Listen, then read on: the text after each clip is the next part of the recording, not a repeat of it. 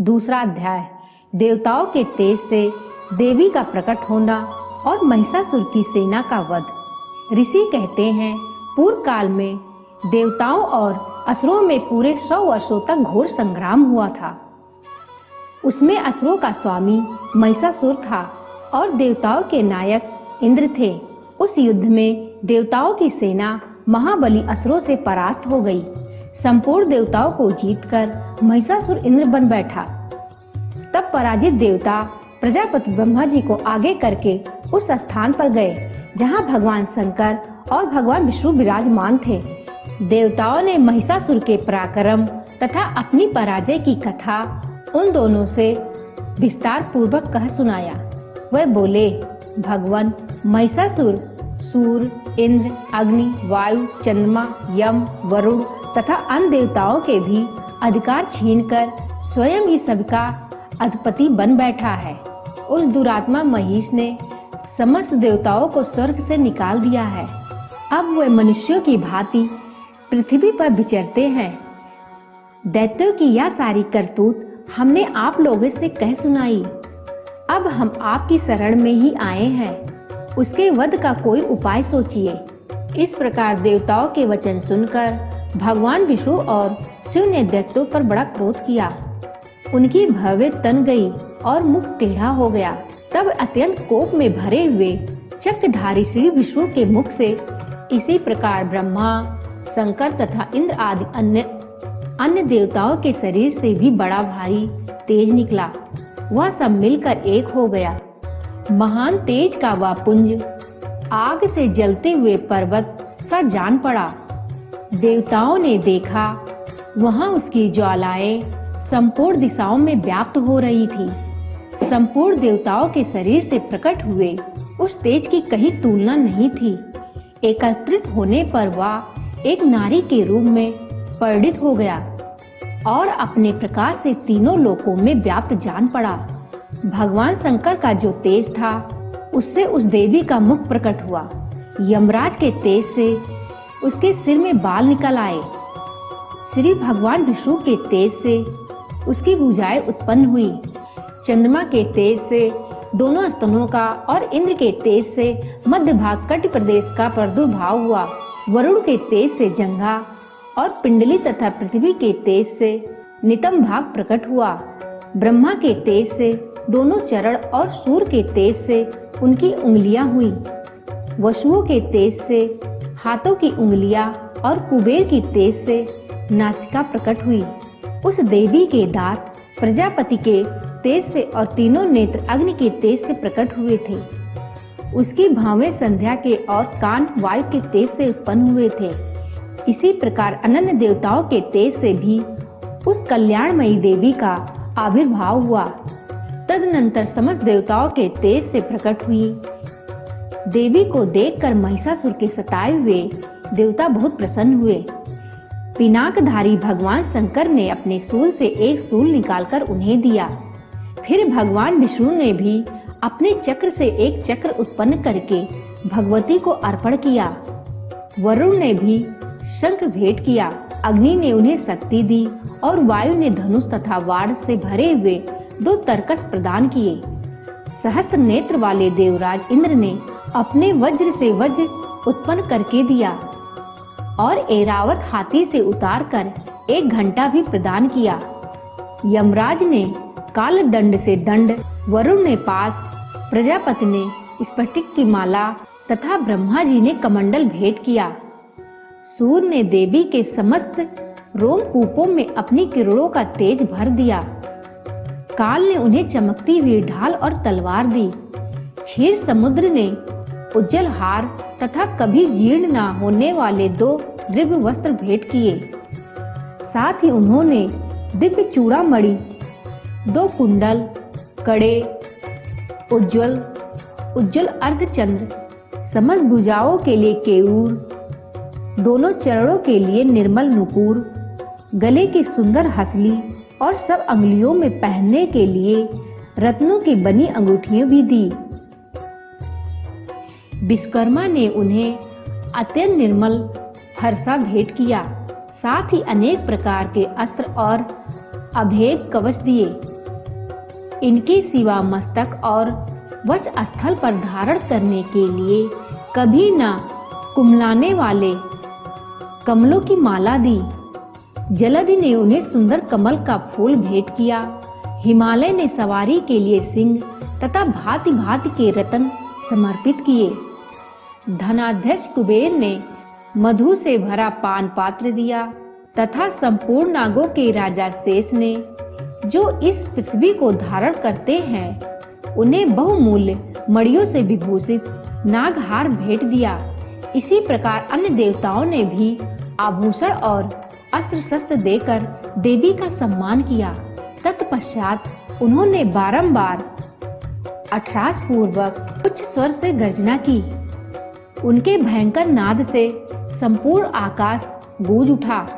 देवी का वह अत्यंत उच्च स्वर से किया हुआ सिंहनाद कहीं समा न सका। आकाश उसके सामने लघु प्रतीत होने लगा। उससे बड़े जोर की प्रतिध्वनि हुई, जिससे संपूर्ण विश्व में हलचल मच गई और समुद्र कांप उठे। पृथ्वी डोलने लगी और समस्त पर्वत हिलने लगा। उस समय देवताओं ने अत्यंत प्रसन्नता के साथ सिंहवाहिनी भवानी से कहा, देवी तुम्हारी जय हो। साथ ही महर्षियों ने भक्ति भाव से विनम्र होकर उनका स्तवन किया। संपूर्ण त्रिलोकी को क्षोभग्रस्त देख दैत्यगण अपनी समस्त सेनाओं को कवच आदि से सुसज्जित कर हाथों में हथियार ले सहसा उठकर खड़े हो गए। उस समय महिषासुर ने बड़े क्रोध में आकर कहा, यह क्या हो रहा है? फिर वह संपूर्ण असुरों से घिरकर उस सिंहनाद की ओर लक्ष्य करके दौड़ा और आगे पहुंचकर उसने देवी को देखा, जो अपनी प्रभा से तीनों लोकों को प्रकाशित कर रही थी। उनकी चरणों के भार से पृथ्वी दबी जा रही थी। माथे के मुकुट से आकाश में रेखा सी खींच रही थी तथा वह अपने धनुष की टंकार से सातों पातालों को क्षुब्ध किए देती थी। देवी अपने हजारों भुजाओं से संपूर्ण दिशाओं को आच्छादित करके खड़ी थी। तदनंतर उनके साथ दैत्यों का युद्ध छिड़ गया। नाना प्रकार के अस्त्र शस्त्रों के प्रहार से समस्त दिशाएं उद्भासित होने लगी। चिछुर नामक महान असुर महिषासुर का सेना नायक था। वह देवी के साथ युद्ध करने लगा। अन्य दैत्यों की चित्रंगनी सेना साथ लेकर श्यामर भी लड़ने लगा। 60,000 रथियों के साथ आकर उदग्र नामक महादैत्य ने लोहा लिया। 1 करोड़ रथियों को साथ लेकर महाहनु नामक दैत्य युद्ध करने लगा, जिसके रोए तलवार के समान तीखे थे। वह असिलोमा नामक महादैत्य 5 करोड़ रथी सैनिकों सहित युद्ध में आ डटा। 60 लाख रथियों से घिरा हुआ बास्कल नामक दैत्य भी उस युद्ध भूमि में लड़ने लगा। परवारित नामक राक्षस हाथी सवार और घुड़सवारों के अनेक दलों तथा 1 करोड़ रथियों की सेना लेकर युद्ध करने लगा।